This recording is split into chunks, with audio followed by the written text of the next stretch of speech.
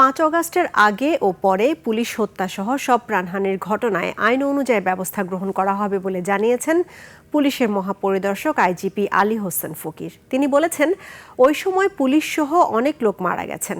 আইন অনুযায়ী প্রত্যেকটা ঘটনার তদন্ত ও বিচার হবে, আইনে যা হওয়ার তাই হবে। রাজশাহী প্রতিনিধি বদরুল হাসান লিটনের তথ্য, ছবিতে ডেস্ক রিপোর্ট। 72 ঘন্টা ময়েশ্চার লক সমৃদ্ধ লিলি বডি ওয়াশ, শিয়া বাটারের গুডনেস স্কিন রিপেয়ার করে রাখে সফট ও গ্লোয়িং। রাজশাহী মেট্রোপলিটন পুলিশ সদর দপ্তরে বিভাগীয় কর্মকর্তাদের সাথে মতবিনিময় শেষে গণমাধ্যমের মুখোমুখি হন আইজিপি আলী হোসেন ফকির।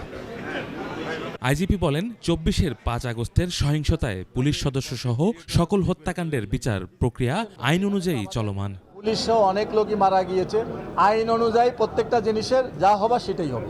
তিনি বলেন, শান্তিপূর্ণ সভ্য সমাজ গঠনে নাগরিকদেরও আইন মানতে হবে। কথায় কথায় রাস্তায় চলে আসে, অবরোধ করে, এটা ঠিক না। আমাদের ইয়াং জেনারেশন কথায় কথায় রাস্তায় চলে আসে, রাস্তা ব্লক করে দেয়, কিন্তু ক্ষতিটা তো আমাদের সবারই হয়।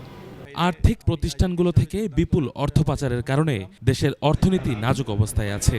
এই পরিস্থিতি কাটিয়ে উঠতে স্থিতিশীল আইনশৃঙ্খলা পরিস্থিতির উপর জোর দেন আইজিপি। বিগত 17 বছরে আপনারা জানেন ব্যাংক থেকে টাকা চলে গেছে।